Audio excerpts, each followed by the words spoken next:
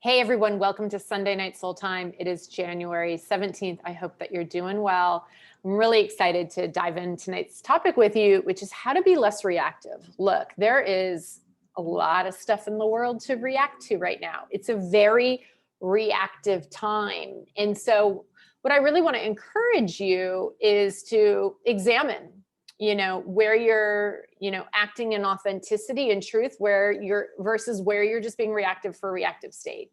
It's really easy when we're in such a tumultuous time to really like react to this and be outraged to that, and it can be like this very addictive energy that actually just helps everything explode more and grow. And the way that you can help, whether it's just in your personal life and things that you're really struggling and suffering with, or supporting the collective, the way that you can most help is to not react just for the sake of being reactive, to monitor how you're reacting, to choose calmness, even when it's difficult. And that's how you can really support things to feel smoother, not only in your personal life, but just overall, the temperature overall right now. Look, when you're in that kind of reactive outrage state, that is really, your ego, kind of the voice of fear in your head that presents itself as the voice of reason. You always hear me talk about it, but your ego wants to be victimized. It wants to have something to be upset about and outrageous about. And so what I want to distinguish you between is the feeling and processing emotions for the sake of your own deep healing, and that is purposeful and that is necessary, versus the state of being reactive and outraged because there's this weird part of you where it feels kind of good and you like it. And that's that kind of addictive energy that I talk about. And there's just a lot of that going on right now. So I just first, before we get into the practice and how to do that, I just say to really, I challenge you to look at your life right now and just look at areas, whether it's at work, whether it's with friends and family, whether it's just sitting in front of the news, right?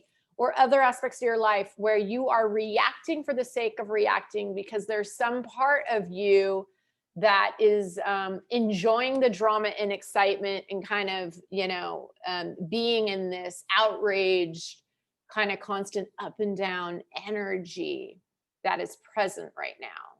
And only you can answer that for yourself. So I just encourage you to look at it, to explore it. A lot of stuff going on, because reacting for the sake of reaction because there's some part of you that is really enjoying tapping into the anger and whatever, and it's not just about personal deeper healing, it's not about really releasing some pain, only contributes and blows up the current state of affairs. Okay, so I have 5 practices for you here to really help you explore in general how to be less reactive. And it doesn't have to just be about this crazy time.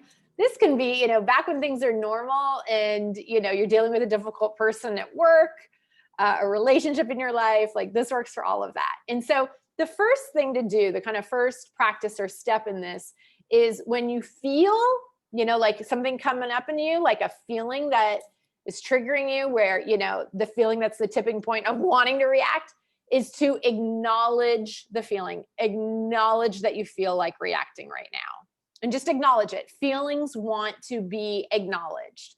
So just doing that alone is a great way that you can be less reactive, is just by acknowledging your feelings, acknowledging what you're feeling.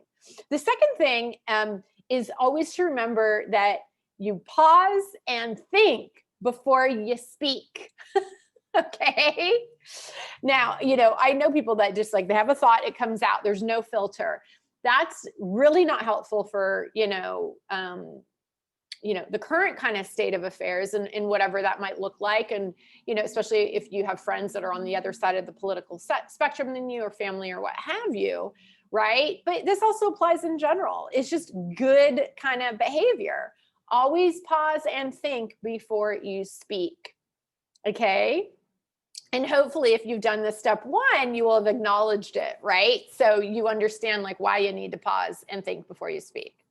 The third thing is to really try to adopt a mindset of curiosity over judgment or conclusion, right? So when you react, it's because you're in a mindset and a mind frame of wanting to judge, wanting to come to some conclusion, wanting to like cast judgment on something.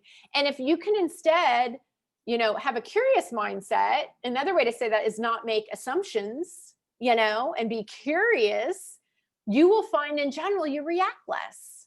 You'll be more curious about someone's behavior or why they're coming at it from that perspective or what have you.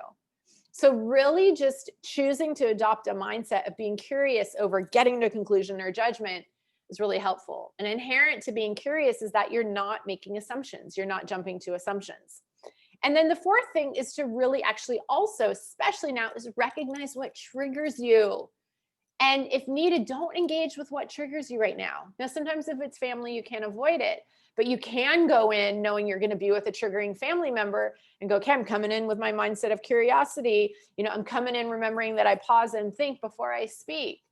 But if it is something like the news or what have you, like, why are you torturing yourself? Right?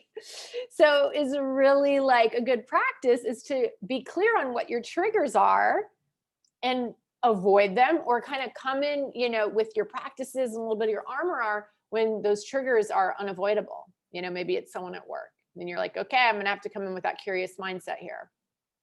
And then the fifth thing, and the hardest one, that's why I have it last, is don't take things personally. And you're like, well, how do I do that? Like I was just insulted. But everyone is always coming, if it's an individual, they're coming from their own pain and hurt. It's about them. It's really not about you. Okay. Even stuff happening in the collective now, it's about people's own pain and their own perhaps illness or whatever it is. Like, it's really not meant to be an attack on you. It's really like them attacking themselves. So as much as that when necessary, and if it depends on the situation, you can look upon the love you would have for someone who's sick or what have you. But regardless, when you take it personally and make it about you, when I tell you any kind of negative energy coming at you from any source whatsoever is really about them, it's really not about you. It's a practice. And look, part of like how you don't take things personally is making a decision not to. It's, might be repeating, I'm not going to take this personally. I know this isn't about me. Talking to someone that can help reframe for you and kind of reflect to you that this isn't about you, at all. Having that kind of support in your life can be a really powerful way. But, this one is one of the most important things you can do in general. Everyone's in their own head, playing their own little movie. Everyone has their own unique perception. No one sees the world in the same way you do. We're all kind of just living in our own little movies in a way. So when I say it's not about you, it's really not. It's always about them. And again, this is, a decision you can make, but then it's also just something to just practice not taking it personally. Okay. So that's it, a bit of a short video for tonight, but I felt like this is a really important one. And again, with everything, it's about just practicing. Are you going to succeed at these 5 things right away? Probably not. But as you practice doing them over time, you will find that you become less reactive. So if really overreacting right now has always been a challenge for you, or it's just really being blown up for you right now because of these incredible times that we're living in, then I would really suggest incorporating some of these, all of them or some of them, into your kind of day-to-day experience. And as you do, you'll be less reactive. And when you're less reactive all the time, and instead you're choosing your reactions, you're choosing your own happiness. You're remembering that you have a choice. And that's a really important point. Reacting, that also happens when you're in the mindset of, your emotions in the world is something happening to you.